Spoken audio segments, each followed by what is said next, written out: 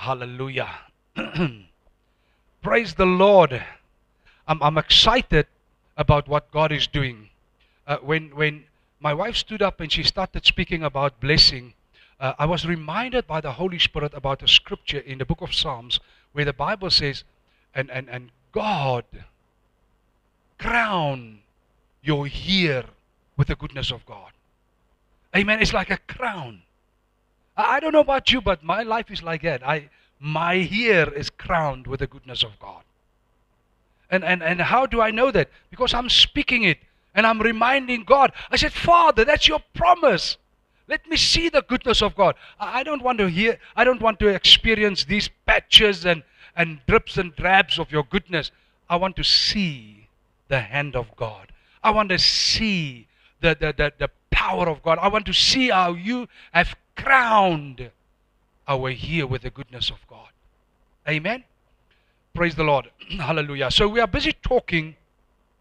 Over the past few weeks, we've been talking about the gifts of the Holy Spirit.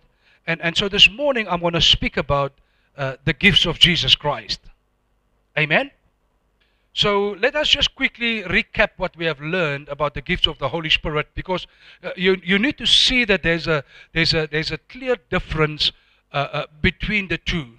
And so hopefully after this morning, I've been touching here and there on it, but this morning hopefully you will have a clear understanding about why are they the gifts of the Holy Spirit and why are they the gifts of Jesus. Amen. So 1 Corinthians 12 that we have done already on the gifts of the Holy Spirit is that you should not be uninformed about spiritual gifts. The gifts of Jesus are also spiritual gifts.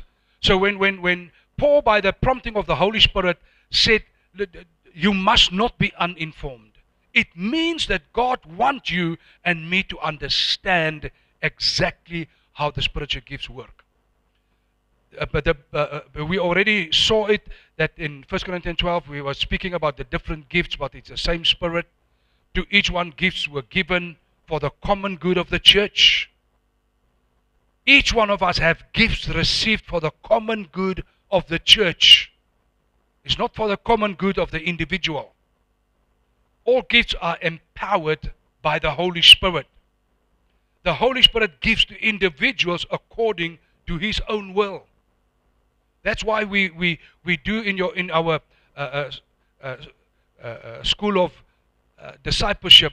You in step 3 of the spiritual growth, you come and you learn. You fill out a survey so that you can, by the Holy Spirit, figure out. And we are sitting with you. It's the course my wife is doing, and she sits with you and go through all. We are doing 4 surveys, and we are putting those the top 5 of every survey together, the top 20, and then we break it down with you so that you know what is your top 3 gifts. It's very important. And so the Holy Spirit gives to each one according to His will, because He knows what this church needs. He knows better than I am. He knows better than you what the church needs. And so when He gives the gifts, He gives it with the church in His mind. Not you and me as individuals. Amen? Because the gifts are of the Holy Spirit is given for the common good of the church. Thank you. Somebody said amen. Did I hear an amen? I receive it. Thank you so much. I take it. And the gifts are empowered by the Holy Spirit. The Holy Spirit gives to individuals according to His own will. One body with many members. We have spoken about that. God arranged the parts in the body, and God sees and knows the bigger picture. No one can say, I don't need you. There must be no divisions in the body. Members should have the same care for one another. The well-being of the body is important and should be everybody's concern. If one suffers, all suffers. If one is honored, all are honored. And in Romans 12, we saw that don't think of yourself more highly than you should. Think with sober judgment according to the faith that God gave you. You should live out your gifts. And we are one body with many members. Not all have the same function or the same role in the church and in the body of Christ. And then each has gifts that differ according to to the grace given to us, and then use the gifts to serve others. So that's what we have touched on. Just a quick recap on the gifts of the Holy Spirit. So this morning, I want to speak about the gifts of Jesus Christ. And let us go to the book of Ephesians chapter 4, verse 10 to 16. And I'm reading from the Amplified Bible. And the Bible reads, "He who descended is the very same as he who also has ascended high above all the heavens, so that his presence might fill all things." Verse 11, "And his gifts were varied. He himself appointed and gave men to us, some to be apostles, some prophets, some evangelists, some pastors and teachers." His intention was the perfecting and the full equipping of the saints, that they should do the work of ministering to it, building up Christ's body, that it might develop until we all attain oneness in the faith and in the comprehension of the full and accurate knowledge of the Son of God, that we might arrive at really mature manhood, the measure of the stature of the fullness of the Christ and the completeness found in him. Verse 14, "So then, we may no longer be children, tossed like ships to and fro between chains, gusts of teachings, and wavering with every changing wind of doctrine, the prey of the cunning and cleverness of unscrupulous men, gamblers engaged in every shifting form of trickery, in inventing errors to mislead. Rather, let our lives lovingly express in all things, speaking truly, dealing truly, living truly, enfolded in love. Let us grow up in every way and in all things into him who is the head, even Christ. For because of him, the whole body, closely joined and firmly knit together by the joints and ligaments with which it's supplied, when each part with power adapted to its need is working properly in all its functions, grows to full maturity, building itself up in love."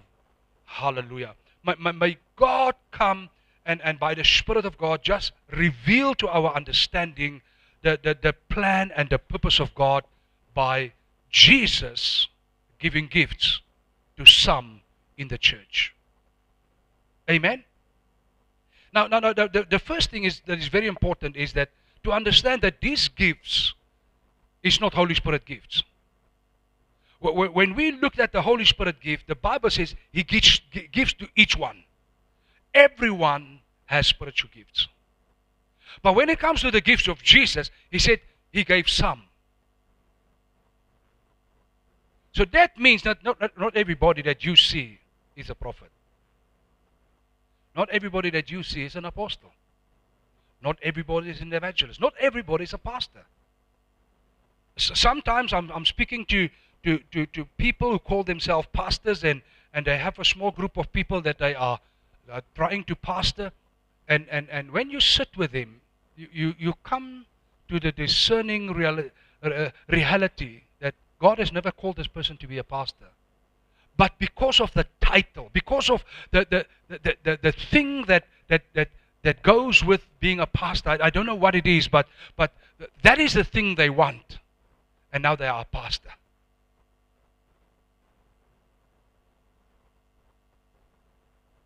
I don't know why, but especially in our region, when somebody tells you about Jesus, and when somebody quotes a scripture, people start to call them pastor. Or people start to call them prophet. I don't know what this is. So the Bible is very clear. And this morning, we are going to discover, because I believe that some of us are some of these. Not all of us are it. But some of us are some of these. Some apostles, some prophets, some evangelists, some to be pastors and teachers. I believe in this church, some of you are one of these. Amen?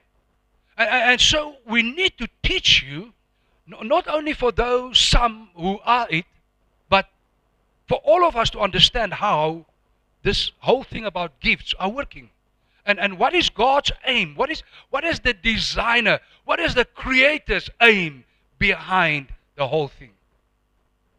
Are we together? So in some circles they call these gifts the fivefold ministry. Now what is the difference between the gifts of the Holy Spirit and the gifts of Jesus? Remember now we have seen that the Holy Spirit gifts are given to everyone. There's not one living soul on earth that did not receive gifts from God. Not one. Not one. God is not an acceptor of a man. So everyone, the last time I checked, the Bible tells me that God wonderfully and fearfully creates us, all of us, in our mother's womb. Since the moment of conception. It's a matter of fact, I was so blessed the other day.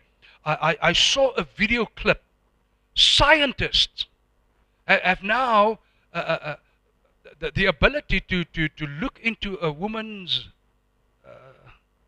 inner workings and when conception takes place. When the sperm enters the egg cell, the egg, they have discovered there's an explosion of light the moment it happens. I saw it. I saw the video. I said, my God, that's why the Bible says it's life. The light is life. And the moment when you see that explosion, when that sperm enters and that light, you say, my God, it's life. It's where life starts. It's when God steps in and He starts to form us according to His design and His purpose for your life and my life in the mother's womb. And therefore He's no respecter of a person. He gives gifts irrevocably to every creature that He creates called a human being. Amen? But when it comes to the gifts that Jesus gave, no. Those gifts are not for everyone. The Bible is very clear, it's for some. Amen? Now the gifts of the Holy Spirit is given to all, listen, to help the body of Christ functions properly. So the gifts that you have discovered in the discipleship, you have to step up and start to use the gifts. Because the Bible says your gifts create room for you before great men. Look around you. Nobody, don't look at me, look around you. These are the great men and women that need to see your gifts. Yes. Yes. Yes. You see, the Holy Spirit didn't give you gifts for you to know, hallelujah, I'm an administrator, or I'm a helper, or I'm a servant, or no. It's not for you to be smart and to know what gift you have. And that's what you need to understand. The Holy Spirit gifts is given so that we as a church can function properly. More than that, is that our city, our community can function properly. Because what I said is that in the church it's called ministry. But outside of the church it's called mission. And every one of us have been called by God into ministry and mission. Amen? I remember as a young man, even before I met my wife, when I was baptized in the Holy Spirit in the month of May in 1988, I started preaching in the streets. My pastor, my elders, none of them ever knew that I'm preaching in the streets. And the people that wanted to hear the gospel message, I preached it to them. So I was a preacher many years before somebody gave me a mic and said, I want you to enter the pulpit and go preach. I didn't come here the first time and say, I want to, I want to, I want to talk about. I didn't do it because I was on fire. I was a preacher. The time a pastor invited me and said, "I want you to give a sermon." My Lord, you can ask my wife. I was on fire. I knew how to preach. Nobody had to come and tell me now, this is what you should do. Because I've been preaching for, by that time, 6, 7 years already. In the streets, and nobody knew I'm a preacher. Because I had a gift. God gave me a teaching gift. And so it's shame on me if I don't use it. I've been teaching in the church. If the pastor asked me anything, I would be, "Pastor, I can teach those stuff. Just give me the people. I'll do it for you." And the pastor would give me material and I would teach the people in the church. But outside, I was preaching. Amen? Because I had a gift. God gave me a gift. And so this is what you need to understand. Your gift is for the well-being of the church and our community. Our community is falling apart because the Christians are not living their gift in the marketplace. I don't know if you have to say Aina-ish or Amen. I don't know what you have to say. But you see, the criminal element that's busy overpowering some locations in our city is because you and I are not out there with a gift that Jesus gave us, the Holy Spirit gave us. Yes. And that's what you need to understand. The gifts are given for the common good of the church. All right.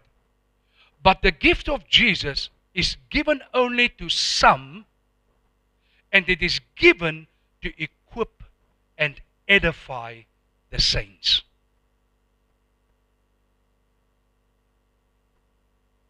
I'm excited. There's a handful of people that Jesus have handpicked because of his design and because of his plan and his purpose. That is why he said only some have received these or these or these. Those things are not for all of us. Because the people who have received a gift from Jesus, the most important task they have is to teach the saints, to equip them and to edify them in their gifts to do the ministry and the mission of God. So you don't have to look far. Who's going to help you? We are right here. And that's why we are helping you. But we can only help you when you step up. When you come and volunteer and say, "Here I am." That is why it's so important for you to do the discipleship school with us. Because in step 4 of the spiritual growth, I'm taking you through principles of leadership. I'm taking you through principles of leadership. Now listen, leadership is simply this. You're taking a person from this place to that place. That's leadership. But where this place is not as good as that one. That's leadership. Now tell me quickly, a sinner on his way to hell and a saint on his way to heaven, which place is better? The sinner or the saint? I can't hear. The sinner, the saint. Aha. So Jesus have called each one of us to what? To win souls. Aha. So soul winning is I'm taking a person from a place that is bad, where he's on his way to hell, and I'm helping that person to come to the kingdom of God. I'm a leader.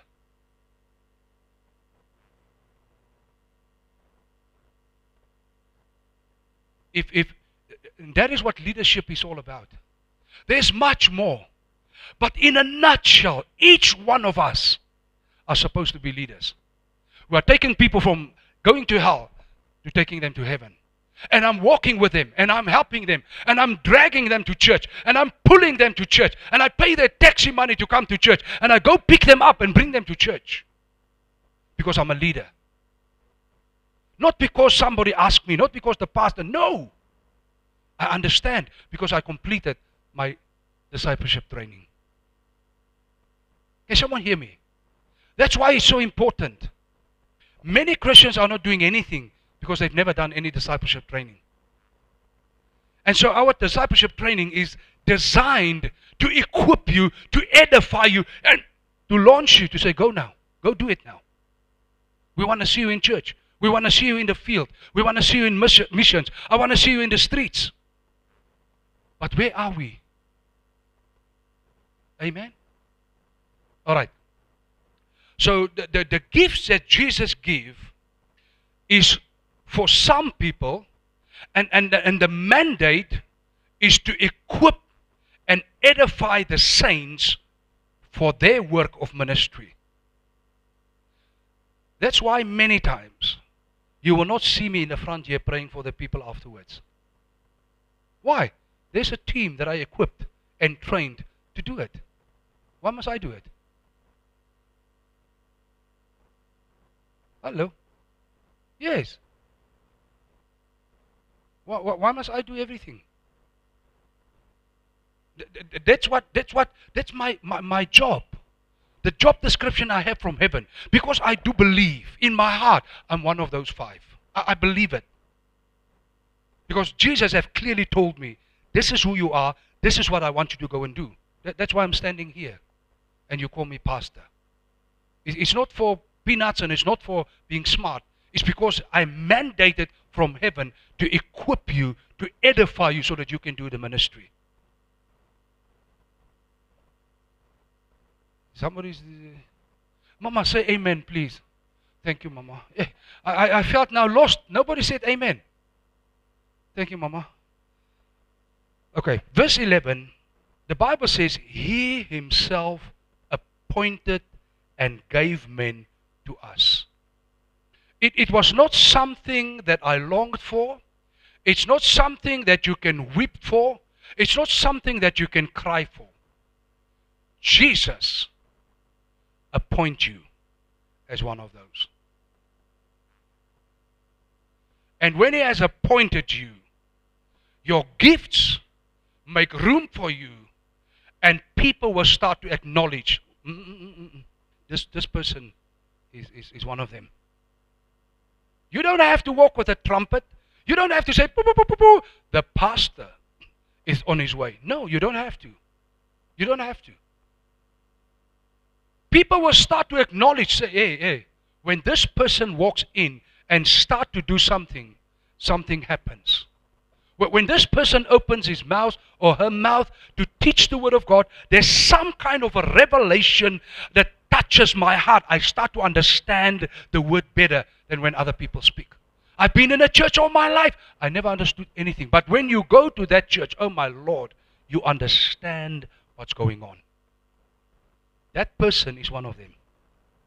The one where you had been all your life might not be one of them. That's the difference. Amen. And I'm telling you, as a saint, I want to sit at the feet of one of those 5. Because those people have a mandate to equip me and edify me so I can do what God has called me to do. Thank you. Yes. And by God's grace, I had been, I grew up in another church. I grew up in a church where they never, the Holy Spirit was never there. The Holy Spirit did nothing there. I don't even know if God was there. I'm not sure. But they never told us anything about being to repent and become born again. Nothing. I'm talking, these days maybe they have changed the message, but I'm talking about back in the day. And so when I became born again, my very first mentor was a very old pastor. He was like 70, 71, 72 years old. But that was such a great... Listen now, I've never known anything about the Pentecostal and things like that. So now that I'm speaking in tongues, my brother took me to this pastor. And I've seen how the pastor would stand and just call someone from the chair and say, come closer, come closer. When the person reaches here, nobody touches the person. The pastor didn't say nothing. The person is just coming. When the person reach here, the person fall on his back, poof, no one catches them, just under the power of God, start to speak in tongues. And it's a person from a church that don't believe in speaking in tongues, they don't believe in the stuff. The pastor didn't even touch them. He was my very first mentor. I said, my God, what's going on here? Hey, I've never seen, listen, I've come from another church. I've never seen anything like this in my life. That was my first mentor. A man of God that was one of the 5. And a man of God knew the mandate he had to train and equip saints for ministry. That old pastor, he would grab you. We never called him pastor, we called him uncle. When we were driving, my brother used to drive his car on the way where he would preach. He would sit left front, my brother was driving, I'm in the middle here, and my 2 friends on the sides at the back seat of uncle's car. And he would come like this, and he would grab you, say, he had a funny way of speaking his esh. He said, Bernie, Jesus bless you. And he would grab you and shake with you. And he will always say, Lord, let the zeal for your house be upon him. Always. Well, I'm telling you, you can't wait to get out of the car to go and preach in the streets. Because you are so on fire by the Holy Spirit. Because a man knew, I'm one of them, and I need to train and equip men, young boys, to go into the ministry. That was my first mentor. And then I met my wife, and we got involved in a church, and thank God. And we had another mentor, he was a prophet. But anyway, so verse 11, he himself appointed and gave men to us. His intention. It's important to understand the intention. Because some people don't understand the intention of God. The Bible says his intention was never that believers should pick these gifts for themselves because they wanted to be a somebody in the church. It was never the intention. It was never the intention for me to look at the packet and say, I want to be a prophet. I'm going to be a prophet. Now, from now on, you call me prophet. Because in some churches it works like that. I'm the pastor, my wife is nothing. Then I become the prophet and my wife become the pastor. And after some time I become the apostle and my wife become the prophet. In some churches it's like that. Yeah. Don't look holy, I know them. Amen? So God has been confused all along because from pastor now you are progressing. I've never seen that. The Bible says he gave you a gift. If he gave you the gift to be a prophet, you are a prophet. You can't come prophet and then apostle and then cherubim. You can't do that. Hello? You can't go from pastor to prophet to apostle. It doesn't work like that. Not in the kingdom of God. Hey. Yeah, thank you, Mama. Thank you, Mama. You're long enough with me to know this truth, huh? Yeah. Thank you, Mama. So Jesus appoints, and he gave men to the church, some to be. Not all of us. No, by no mistake. You progress now from teacher to pastor to evangelist to prophet to apostle. It's not like that. Some people believed I was an evangelist. The way I was preaching in the streets. I'm telling you, I could preach that people turn on a dime and receive Jesus Christ as Lord and Savior. I can preach it like an evangelist. How many of you had been to our crusade in the first week of May? Not many of you. Just the team. You were there. Did you hear me preach? Was I preaching like evangelist or pastor? Hey, you see. Because that's what I did for many years in the streets. That's what I did. I know how to preach like an evangelist. Because I was exposed to that. Amen? There's a different way how you do things here than there in the bush where people are in the wild. Huh? In the Wild West, you take out your guns and you shoot them, man. Like an evangelist. But I didn't progress now from this to this to this to this. It doesn't work like that. The Holy Spirit gave me gifts. And Jesus gave me a gift. And I'm using them for the glory of God. Amen? And the two are different. The two are different. The one is inside the church community, inside the community of the city, the missions community. But the other one is to equip people to do it. Amen? So all of us, we have the one, but not all of us have the other one. So Jesus appoints, and he gave men to the church, some to be apostles, prophets, evangelists, pastors and teachers. Verse 12, his intention was the perfecting and the full equipping of the saints. Jesus gave those gifts with one thing in his mind, that the church will come to perfection and the full measure of Jesus. Amen? So the people who have that gift by Jesus know the mandate. My mandate is, that is why we have a discipleship school where you come and we equip you, and if you don't understand, you ask questions. And then after equipping, you receive your certificate, but that's only the theory, my brother. My sister, you only have done the theory now. The practical is now supposed to start. Amen? You're supposed to step up and say, Pastor, I'm here. I'm volunteering. I'm volunteering. I'm at your service now. What can I do in the church? These are my gifts. This is what I have done. I come from another church. I've been involved there and there and there. But what do you want me to do in this church? This is how you do it. There's my wife. Since the day we got married until today, we have only been in 3 different churches all our life. 35 years. We had been in one church in Pretoria. Then we moved to Namibia. We went to one church in Namibia. From that church we started Revival Center. We don't know anything about hopping from this pastor to another pastor. No.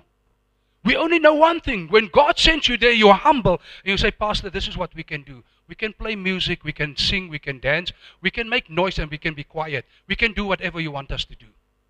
And the pastor said, what? Yes, Pastor. Anything you want us to, we can do that. And if we can't, we will try to help you to do it. Because we are here to build the church and the kingdom of God. We are not here to come and sit your chairs warm. No, not us. Because we understand how the thing works. Amen? And God is our witness. Every place we had been involved in those 2 churches before we came here, we put our shoulder to the wheel and we labored for Jesus. In Pretoria, the church moved. They were renting a bioscope. What is it? A cinema. That place where you watch movies. They rented a place like that, and then they bought a property like 15 or 20 kilos outside of the city on the edge. And it was a naked piece of land, and they pitched a 1,000-seat tent. Oh my Lord. Now when summer comes, the place was down from the tar road like this. It was this red, what do you call it, turf, clay ground, the red one.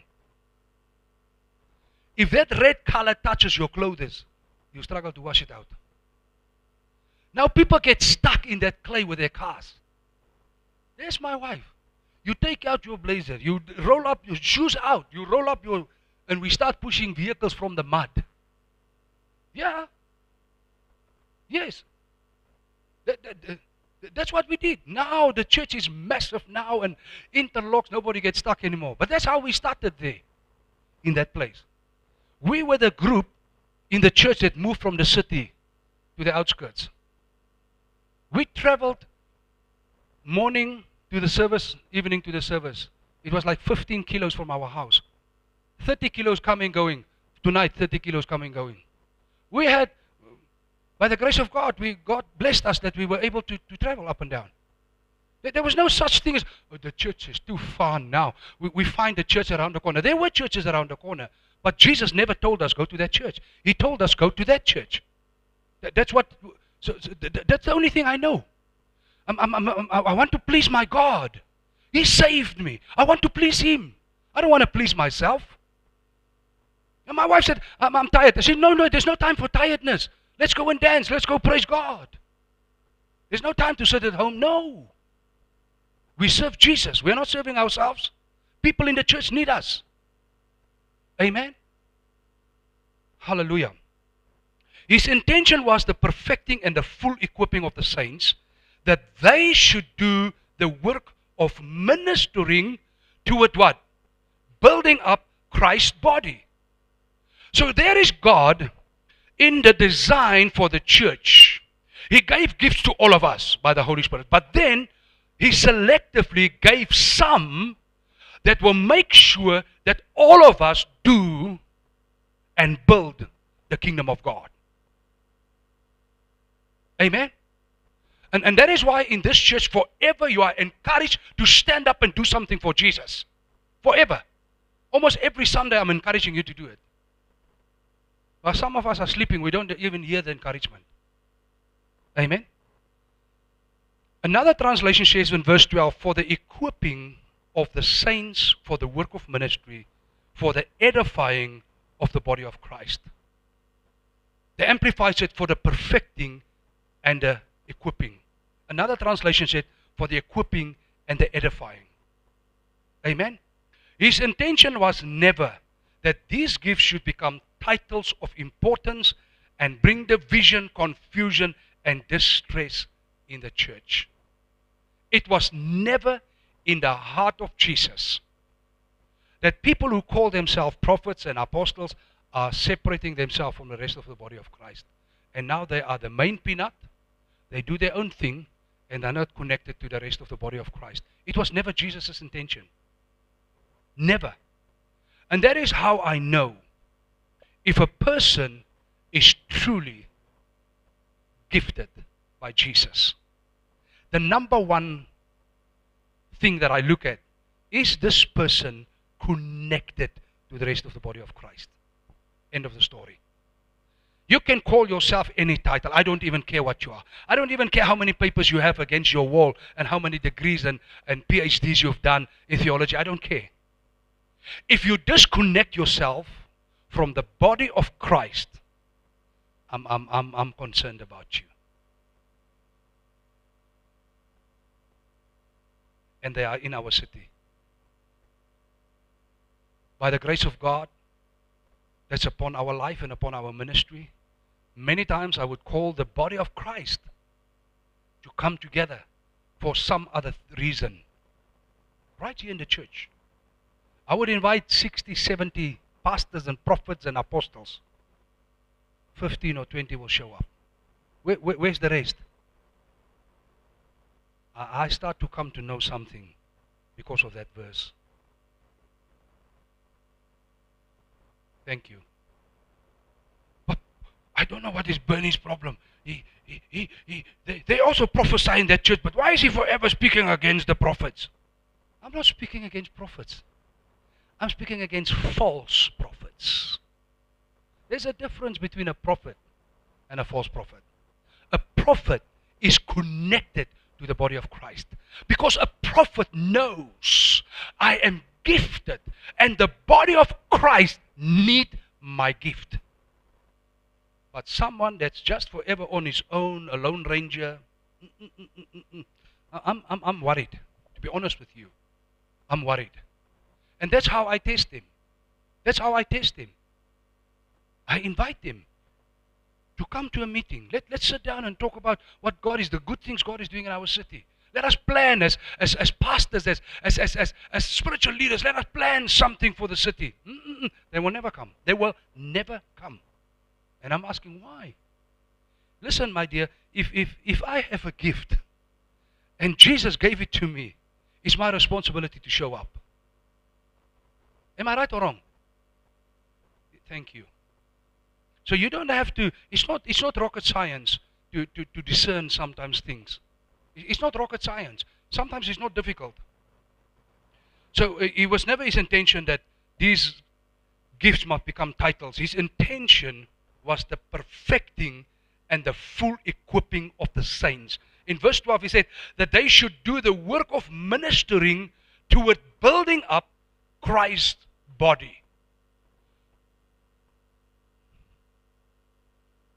Jesus has given us gifts to the church in order that you and I can be equipped and become more like Jesus and step out and start to touch lives of people around us.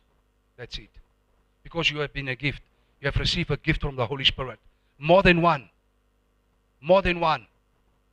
And the gifts of the Holy Spirit are varied. You can step into all of them. Listen, I've tried it. I've tried it over the many years that I'm serving God.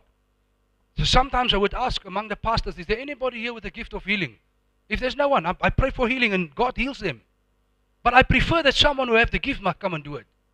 If God needs to prophesy, there's a drop in my spirit, God needs someone to prophesy. I ask pastors, is there a prophet here? No. Then I prophesy. Amen. It's not, oh my Lord, no, we don't have someone with the gift. Of course you have a gift.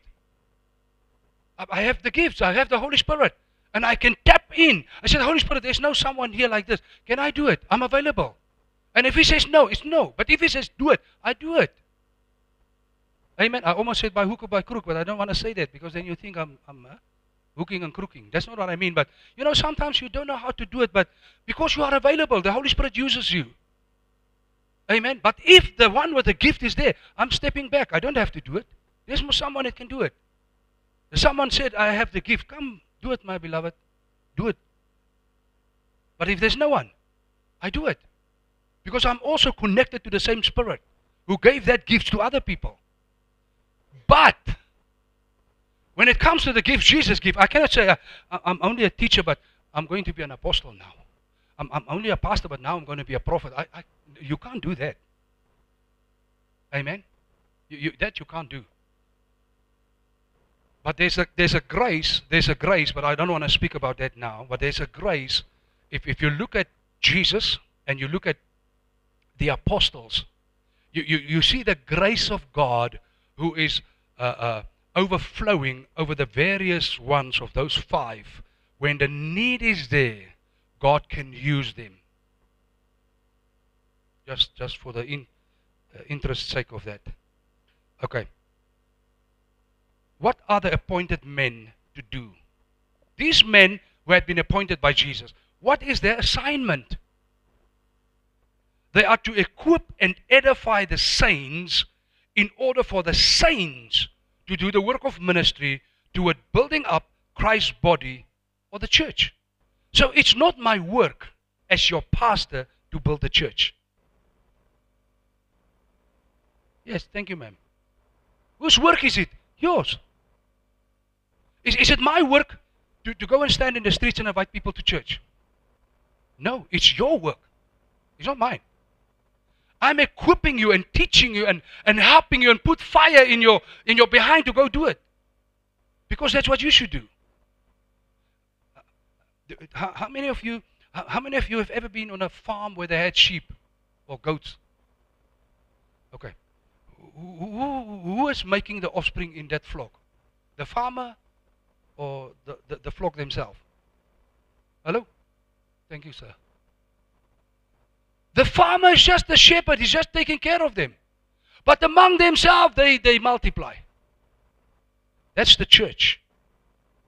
Too many people blame the pastor. Oh, our church is not growing because of the pastor. The church will never grow because of the pastor. The church grows because of you. The church does not grow because of you, not because of the pastor. Thank you. Hello? Can someone hear me? Yes. All right. Listen, I'm not whipping you. It's not a beating up session. It's a session to learn. I'm teaching you the gift that I've received. Now, if you don't do the work, I'm also doing the work. Some of you are here because I invited you. Amen? So I'm also doing the work because in the bigger picture, I'm also part of the flock. But in the church ministry, Revival Center Church of All Nations, I'm the shepherd and you are the flock. So to grow this church, you must do it. to expand, you must step up with your gifts to do the work that God have anointed you to do and called you to do. What is their assignment? What is my assignment? They are to equip and edify the saints in order for the saints to do the work of ministry toward building up Christ's body or the church. In other words, these appointed men who received gifts from Jesus is supposed to help the saints discover who they are and what are their spiritual gifts, and then equip them to use their spiritual gifts to build up the church. That's why you go to the school of discipleship, so that we can help you discover who you are. We sit with you. We walk with you. We encourage you. We even give you a certificate when you are done. The certificate is not to be smart. The certificate is to say, I'm acknowledged that I've done it. Let me go into the practical now. I need to do it now. So now, in the leadership session, you will learn voluntarily you have to step up. Your pastor is not going to go to your house and say, come, do it. I'm not going to do it. You must voluntarily step up and say, I'm qualified now. I have my paper. Now I need the practical run. Let me go and avail myself, volunteer. Let me get involved in the church. Amen? Okay. How would we know if the appointed man is doing their assignment? How would you know if I'm doing what God has called me to do as your pastor? Verse 13, he says that it might develop until we all attain oneness in the faith and in the comprehension of the full and accurate knowledge of the Son of God, that we might arrive at really mature manhood, the measure of the stature of the fullness of the Christ and the completeness found in Him. So how would you know if the pastor is doing the assignment? A sure sign is when the saints learn the truth about who they are in Christ and they started to become spiritually mature and using their gifts, talents, and skills in building up the church. So if you want to know if I'm doing the assignment God gave me, you start to grow spiritually, you start to step up, and you start to do what God wants you to do. That's my test. Now, sometimes I'm weeping before God. Said, Lord, I'm teaching these people. Lord, I'm praying for them. Lord, what else can I do? Put dynamite behind them and kick them off. But I can't do that. Amen? So if you want now to help me to pass the test, is you must now show up. Amen? Because I feel like a failure. Who love to fail? I never like to fail. I work hard to get good grades all my life. Amen? And so, I'm just kidding, but this is the real test. Is everybody in the church just sitting and doing nothing? And the pastor is doing everything? The pastor is failing the assignment. But I thank God in this church, some people have stood up, volunteered, and they are busy doing what God has called them to do. Amen? That's why we have, for instance, a Sunday school, an active operating Sunday school. We have a media center. We have a worship team. We have different departments. Amen?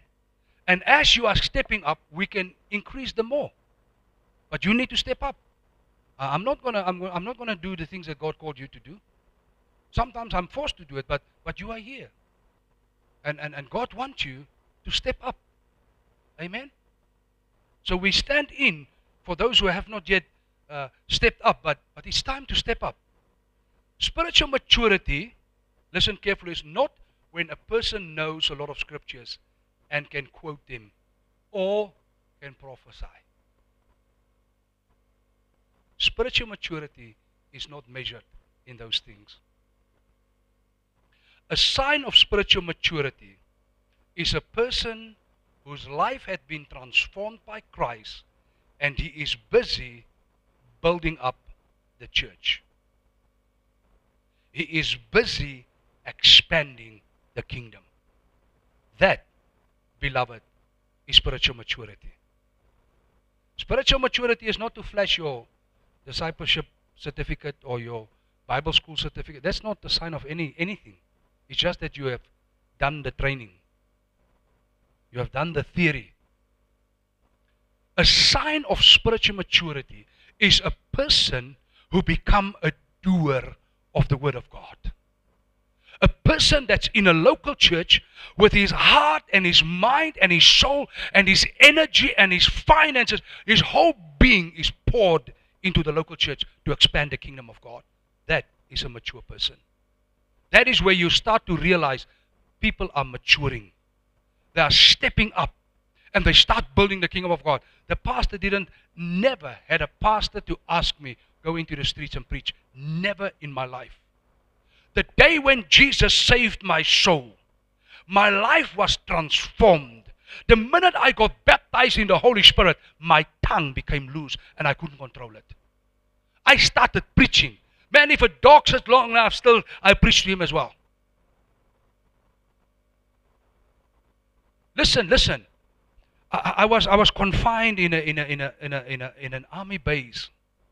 So now, where do I practice my newfound skills and gifts from the Holy Spirit? Where do I practice it? I'm preaching, but people they call me all sorts of names and insulted me, and now when I'm doing guard duty as a soldier, I would sneak there between the trucks. The trucks had big wheels like this. I would go stand there, in the mighty name of Jesus, be healed. Come out, you devil! And I practice my skills. There on the tires. Shut up, come out! Nobody taught me. The Spirit of God came upon me. And I said I had to practice these things. Now, the day that I had to pray for the first person, the sick person, I was qualified. I knew exactly how to do it. I said, in the name of Jesus, be healed. I was not standing with a pastor whispering in my ear. I did it there in the wild west, with truck tires and come out, in Jesus' name, leave. I command you. I had a field where I was practicing, there behind, where nobody knew me. Only the Holy Spirit and the angels and the devil, he saw me, say, hey, this man is busy learning something. Yes, I am. Because I want to be on fire for Jesus. Amen? So that is a sure sign of spiritual maturity. It's not how many scriptures I know. It's not how many gospel songs I can sing. It's not those things. It's not how many prophets I know, how many prophets I visited in my life. It's nothing to do with that. Spiritual maturity is measured in how involved are you and I in building and expanding the church, the local church where you worship. How involved are you? That is spiritual maturity. Amen. A person who has allowed the fruit of the Spirit to be developed in him. You see, as you are growing, as you are maturing, the fruit of the Spirit shows now true maturity. It's not because I'm prophesying. It's not because I lay my hands on the sick. That is a gift from the Holy Spirit. Anyone can do it. Anyone. It's a matter of fact, a 5-year-old child can do it. A 5-year-old child. Zion. He was tall like this when he started to learn to lay hands on people, drive out devils, lay hands on the sick. People would come. I would say, come son, stand here with me. Now he would stand in front of me. I said, just do what I'm doing. So I'm touching the person on his head, he's touching the person here. And I'm praying now. I don't know what he's doing, but he's praying. Then I said, watch my feet. And I touched the person on his foot like this. So in Jesus' name, then him also. In Jesus' name. I'm touching the other foot in Jesus' name. He was like this size. Was he spiritually mature? No. That's what I'm saying. The gift does not show you are spiritual mature. The gift only show that you believe the Holy Spirit has given it to you. That's all. But spiritual maturity is measured in how your life has been transformed and how you are busy building the kingdom of God. How you carry the fruit of the Spirit. A mature person is not offended when corrected by those who had been appointed by Christ with a gift to equip and edify saints for the work of ministry.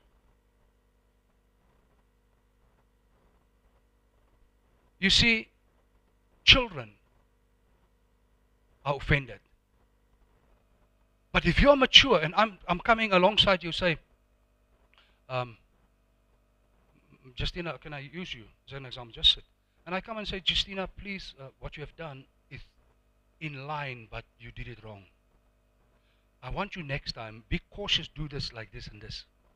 Am I busy destroying or am I busy equipping and helping her? You know what's the next thing she does? She leaves the church.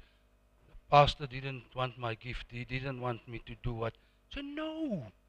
I'm trying to help you. I'm trying to equip you. I'm trying to make you strong in what you do.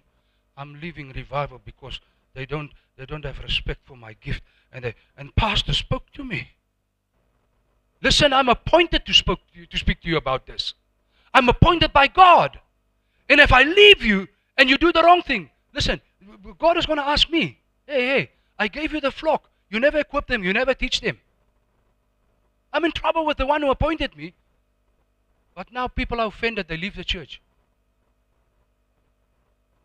Amen? Can someone hear me? So please don't be offended when I'm coming next to you and I'm whispering in your ear. Please, next time, do it like this, do it like this, do it like this. Try that, try this. Have you done it like this before? No. Let me help you. Do it like this and like this. Amen? It's not to destroy you. It's to make you better. To make you more like Jesus. Verse 14. So then, we may no longer be children, tossed like ships to and fro between changed gusts of teaching and wavering with every changing wind of doctrine.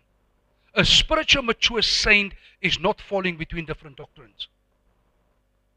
Those of you who have been coming to this church for a number of years, you know exactly. We are not falling for any hype anyway. But the hypes that are somewhere, oh, this is a new revelation from somewhere, we will never fall in that stuff. Never. Why? God appointed me to help you, to stand in the truth and not to fall around. Oh, this prophet is there. Oh, that prophet is there. Oh, this apostle is there. For what? Do you know the Bible says that's carnal? It's carnal. I'm from Apollos, I'm from Bernie, I'm from who? I'm from that apostle, I'm from this prophet. And am I carrying your picture? Prophet who? Cherubim 6. The picture is on my phone. They don't even know me. But he's my father. A spiritual saint, a spiritual mature saint is not falling between different doctrines. A spiritual mature saint is not falling between different men appointed by Christ. I'm leaving this church, I'm going to another one. So, no, never. Never. Like some are saying, I'm from this apostle, others are saying, I'm from that prophet. Paul said this is a sure sign of spiritual immaturity. Verse 15. Rather, let our lives lovingly express truth in all things, speaking truly, dealing truly, living truly, enfolded in love. Let us grow up in every way and in all things into Him who is the head, even Christ. Our lives as a church, as saints, should lovingly express truth. It should, the things that we do, remember when we spoke about the gifts of the Holy Spirit, the motivation should be the love of Jesus in your heart. Not people will think more of me if I'm standing next to Pastor Bernie there on top. No. There's something wrong in your heart. It's not about standing here. It's about fulfilling the role and the function that God gave you. Not everybody will be standing here. Hello? Is everybody a medical doctor? Are you a medical doctor? Is everybody here teachers? Is everybody here housewives? Is everybody here mechanics? No, you see. But when it comes to the church, all of us, we must be on the pulpit. What is this? It doesn't work like that. It doesn't work like that. There's a diversity of gifts and things that God gave for the building up and the strengthening of the church. It's not about you and it's not about me. I never in my wildest dreams went to Jesus and say, Lord, I want to be a pastor. I never did it. Never in my life. As a matter of fact, I didn't even know what a pastor was. But the day I was 20 years and a few months, when Jesus Christ appeared to me and I became born again, the moment that the Holy Spirit took my heart, sinful heart out, and He entered, I knew one day in my life, for the rest of my life, I will be preaching the gospel. I just knew it. Nobody told me. As a matter of fact, I was all alone in my room when I became born again. When Jesus appeared to me, there was no one else. There was no one that told me, pray the sinner's prayer. The sinner's prayer just gushed out of my mouth. And I started confessing my sins before Jesus. And the more my mind is telling my mouth, shut up, the more my heart is pushing to confess my sins. I never had anybody that helped me say, pray the sinner's prayer. Amen. We love people and we help them to do it. But that night, I knew one day, for the rest of my life, I will be preaching. I knew it. And there was not a day in my life that I ever dreamed before that day, I want to be a pastor or a reverend or a preacher. I never dreamed. It was never in my dream. I wanted to be a champion in the sport arena. I wanted to be a sportsman. I wanted to reach the highest. I wanted to play Springbok rugby. That's my dream. At the age of 19, 20. I never had a dream of going to preach somewhere. But when Jesus touched my heart and set me free, immediately I knew one day I will be a preacher. I knew it. So enfolded in love, let us grow up in every way and in all things into Him who is the head. Listen, you are not growing up into me. You are not becoming like me. We are all becoming like Jesus. Amen? And so my task, my mandate, my work is to help you discover more and more about Jesus and help you to reach that maturity, that perfection, that shaping people into the image, potential, and full measure of Christ. There it is written. It's our vision. It's our dream in a nutshell. So no one can ever say, I'm from Bernie and I'm from who? No. You are from Jesus. I'm trying to shape you to become like Him. In how much He have changed my life and have shaped me to become more like Him. So that's what we are doing. We are heading to Christ. You are not heading to me. Amen? Those appointed men are not the head of the church. Jesus is the head of His church, of His body. In some of these circles, oh my goodness, that appointed person, the prophet or the apostle, is everything. One day I saw a picture where this person came, and he came back, I don't know from where, and I think he came from an aeroplane, and the church members was lying on the ground, and this person was walking on top of them. And then they said, the writing said, he's too holy that his feet can touch the ground. I said, my God, I want to be like Jesus. I want my feet to touch the ground. But I want to be like Him. When my feet touch the ground in Rundu, the demon-possessed must run and fall on their faces and cry out for mercy. I never want to be so holy that my feet cannot touch the ground in my life. Because the scripture says, where you place your feet, I'm going to give it to you. So I'm walking in the city, say, Jesus, I claim the city for Christ. I claim the city. You said where I put my feet. Now I'm walking on top of you. You are lying here. I'm preaching. I need 10 people there. What is this? It's not a circus. Serious, it's not a circus. It's the kingdom. Jesus is the only head. That's why in this church, people would come here and they would look, where's a chair? They need a chair. They need this position somewhere. There's no positions in this church. We are brothers and sisters. Jesus is sitting on the chair. There's only one chair. Hallelujah. Those appointed by him are mere servants with an assignment, with a mandate from heaven, and that is to equip and edify the saints for ministry. It's not to equip myself and edify myself for more ministry. My mandate is to equip you and edify you to do the ministry that God has called you to do. Verse 16, for because of him, the whole body, closely joined and firmly knit together by the joints and ligaments with which it is supplied, when each part, say each part, it doesn't say some parts, it said each part,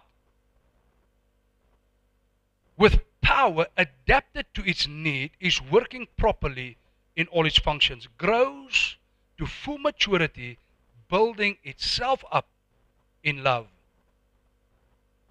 Because of Christ, his death and resurrection, his appointment of some men in the church, him being the head of the body, which is the church, because of him, the whole body, not only some parts, the whole body grows to full maturity, building itself up in love. How and when can the church do this? How can the church build itself up in love? When we all, not some of us, when we all are closely joined and firmly knit together by the joints and ligaments with which it is supplied. When each part with power adapted to its need is working properly in all its functions. Now let me speak English to you, because some people think it's Latin or no. What you know, I'm bold when I'm encouraging people and say, don't come to this church if the Holy Spirit have not instructed you to come here. Don't come. And sometimes my wife said, you are chasing people from the church. I said, no, I'm blessing them. I'm helping them. Because why? He said, this is the English he says. He says, those of us who have been called by the Holy Spirit to worship in Revival Center, when we understand a body, like this body, this flesh, there are parts and organs and ligaments and whatnot to make one body. So when we, who says, I know Jesus have told me, the Holy Spirit have instructed me to be part of this church. When we understand all of us is needed to build the church, to build ourselves up in our faith. He said, when all of us come now, joined together, knit together, and every ligament and every part of this body is functioning in their role in the church, we start to build up and we start to be raised up. That's why many people struggle to grow spiritually. They are 10 years, 15 years, 50 years in a church, and they are still little children spiritually. Why? They never understood. I need to be knit together with the rest to be built up. What does it mean? I need you. You need me. You need the person next to you, but that person needs you. You need the person behind you, in front of you, but that person also needs you. We need one another. So individually, we are struggling. We can't grow as we're supposed to be growing spiritually. But the minute we understand the design, how God has designed it, that's why I cannot worship in a church where God has not told me and my family, go and worship there. I cannot do it. Why? I'm depriving my family, but I'm depriving the church as well. Because I'm there making noise and commotions, and I'm not supposed to be there. That's why it's so important. That's why it's so important to pray and say, Jesus, where do you want me to worship you? Because God has designed you to be there. And when you show up there, you show up, hey, with your full power. You don't come half-half. No, you come with everything. Pastor, this is my family. This is my finances. This is our gift. Here we are. What can we do? How do we become members of this church? How can we become involved in the church? Pastor, I'm coming from Windhoek. I'm coming from Singapore. My wife and I, we are musicians. Well, my wife can sing and she can play the keyboards. Or my son can play the drums. Hallelujah. And the Holy Spirit instructed, he said, I must come to revival. Okay, come. Become our members. Become part of the family. Let your gifts start to operate in the church so we can start to use you and appoint you. That's how it works. Amen. Pastor Bernie is not calling me. I didn't even know you can sing. Where did you sing? Mama, did you hear him sing? We don't even know you're a singer. You leave the church. I've been there for 6 months. They never invited me to come and sing. How did we even know you can sing? I'm a keyboard player. They never allowed me to play. We didn't even know you can play keyboard. Did you come and avail yourself? No, you didn't. Do you play the guitar? We didn't know. Forgive us. You can play the drums. You played for a church for 10 years. My Lord, we never knew. You never came and said, I'm a drummer. We never knew. Now you say, the pastor never called me. No, the pastor is innocent, brother, my sister. Amen? It's like somehow people think the pastor must smell it. Hey, I can't smell it. You must come and say, Pastor, I can do this. Or teach me, I want to do this. If you can teach me, I will do this. I see there's a need in the church. Amen? When? How and when can the church do this? When we all are closely joined and firmly knit together by the joints and ligaments. That's you and me now. We are the joints and the ligaments of this body, Revival Center. He says, with which it is supplied. So you are supplied to God, to us, to be part of us, this body. He said, when each part with power adapted to its need. Listen, you have already been empowered by the Holy Spirit. And the more we equip you, and the more we train you, and the more we edify you, you will receive more and more power to fulfill the thing in the body that you need. The power adapted to its need is working properly in all its functions. Beloved, if you are not allowing those who had been appointed by Christ to the church to equip and edify you to become mature and start ministering towards the building up of the church, you are in trouble. The pastor is not in trouble. If I'm doing my job, you're going to give account to Jesus, not me. And I think I'm doing my job. I don't know. My wife said sometimes, Papa, you're doing it, but sometimes not good, but at least you are doing it. Huh? Is there somebody that think who say, I think the pastor's not doing his job well? Don't be ashamed. Raise your hand. I will not be offended. I will come and you can whisper in my ears. Say, Pastor, you are shouting too much. You must shout less. I'll try to shout less. I want to learn. I want to be the best way I can be. But only if you tell me where I make a mistake. I will not be offended. I will not be offended. I believe I'm appointed by Christ. I'm talking about myself. I believe I'm appointed by Christ with a gift mentioned. And therefore, I'm teaching you the full truth in order for you to become strong, not wavering, and being pushed over by every doctrine. I'm trying to equip you for your work of ministering towards the building up of the church. Now, not any church. It's this. You are here. So I'm expecting you to start to build this church with us. You are the ligaments. You are the joints of this body.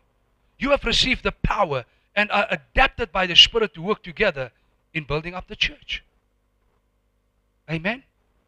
And that's why I asked when we begin, is there anybody new? And then I said, did you not invite anyone? There was actually a positive encouragement to say, hey, I'm supposed to start to do my job. Amen? Because you volunteer. I mean, I'm not paying you anything to go and invite people.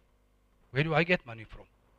And let not money be your encouragement. Let your encouragement be the reward that's waiting for you in heaven. Because every soul that you bring, you will receive your reward. Amen? So some of us, your account that side is very, very small, very empty. It's time for you now to understand.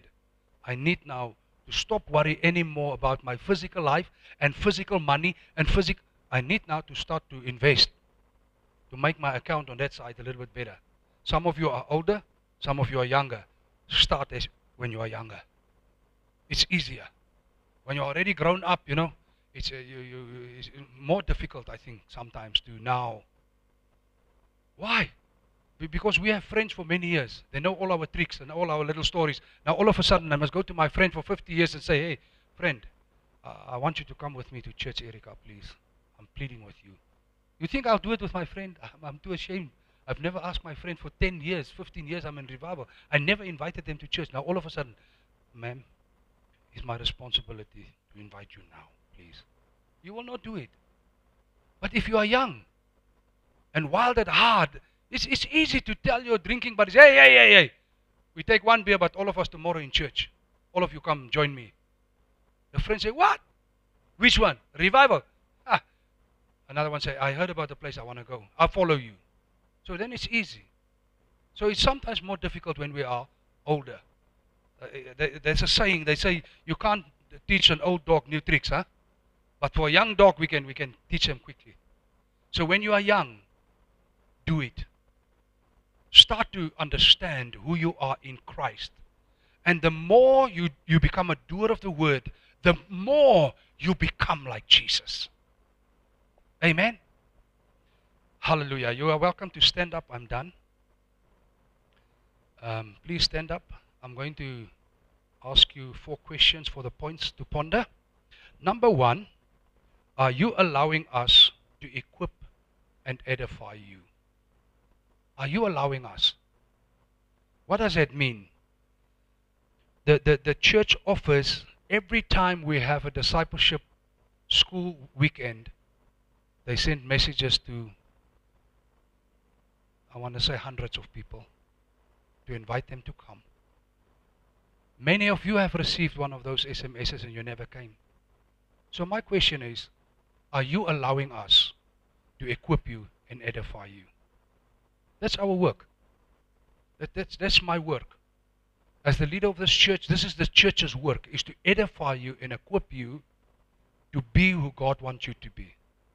So that's the question. Are you allowing us to equip and edify you?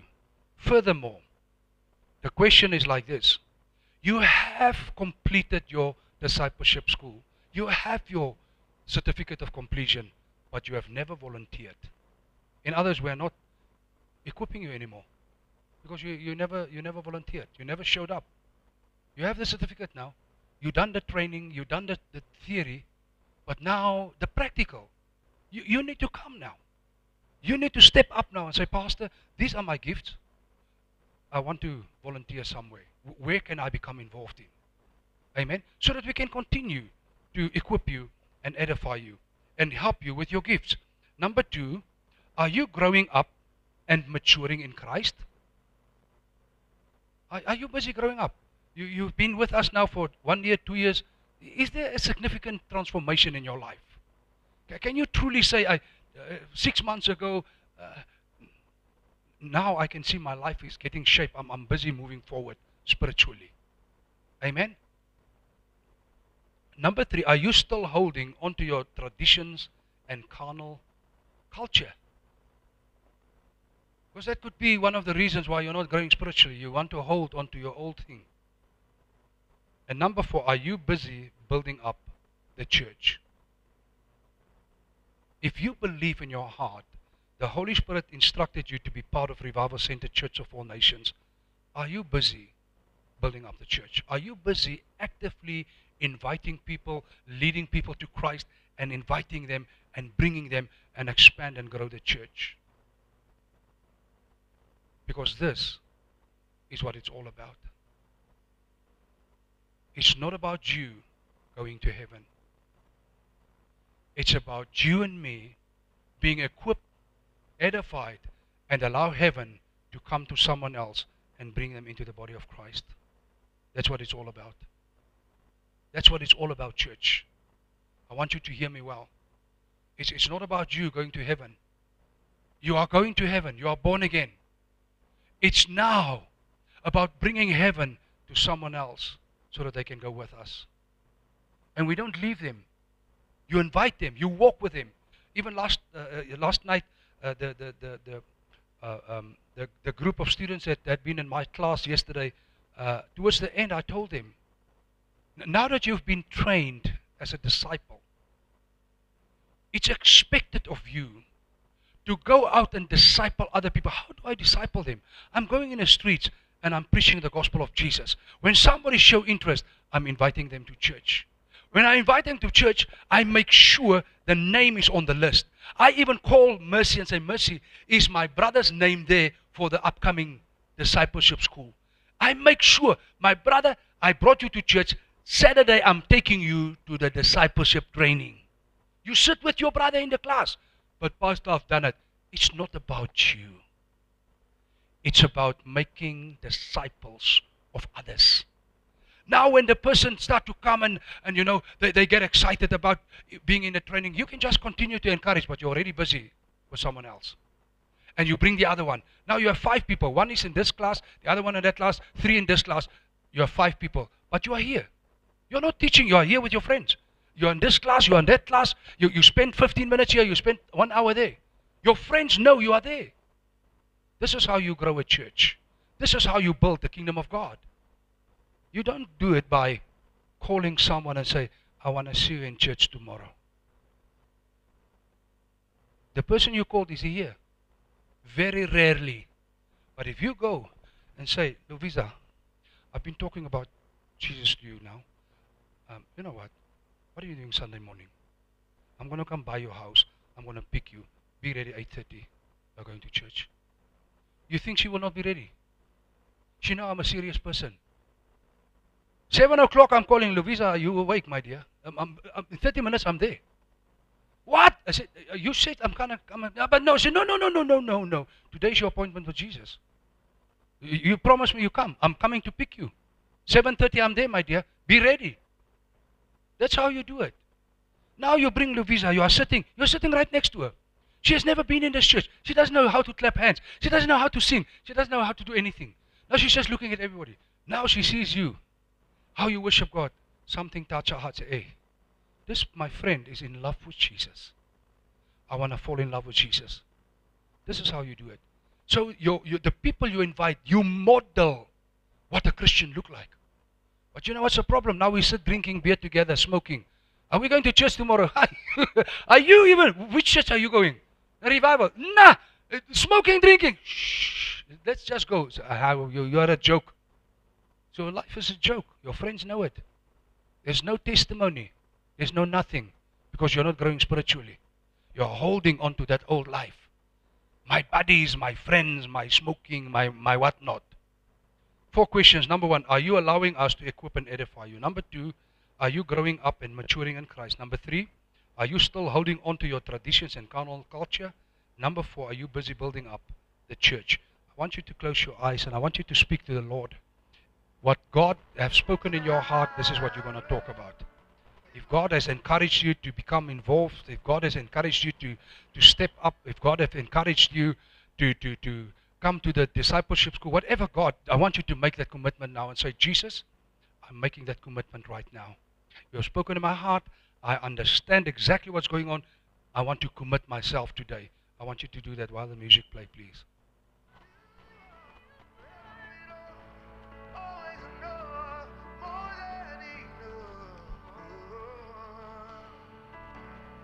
Holy Spirit, thank you so much for this precious word and the understanding of the different gifts the Holy Spirit gives and the gifts that Jesus gives to the church. Father, I pray in Jesus' mighty name that you will stir our hearts, that we will step up, that we will be edified, equipped, trained, that we can use our gifts in the church, in the ministry, but also in the mission in the streets, God.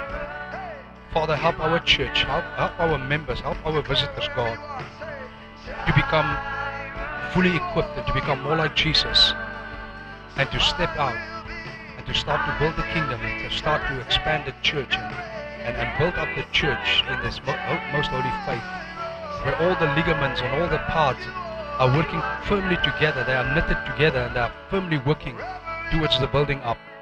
In Jesus' mighty name. Let your hand be upon us, O God. In Jesus' name we pray. Amen. Amen. Amen. Hallelujah. You can clap your hands. That is for Jesus. While we are standing like this, is there anybody in the house? You have not given your life to Jesus, but today you want to give your life to Christ. Today you want to become born again. Anybody, just raise your hand quickly. We want to help you. Is there anybody in the house, you are not born again, but today there's a stir in your heart, you want to give your life to Jesus? Anybody? If there's someone, we can't see your hand over the stream, but please write a comment to us. We would love to follow up with you. Anybody in the house? Anybody, everybody happy? They are born again, they are washed in the blood. Your name is in the book of life. Everybody? Everybody is happy? You may be seated. God bless you. Now my heart is broken again because we are not inviting sinners to come.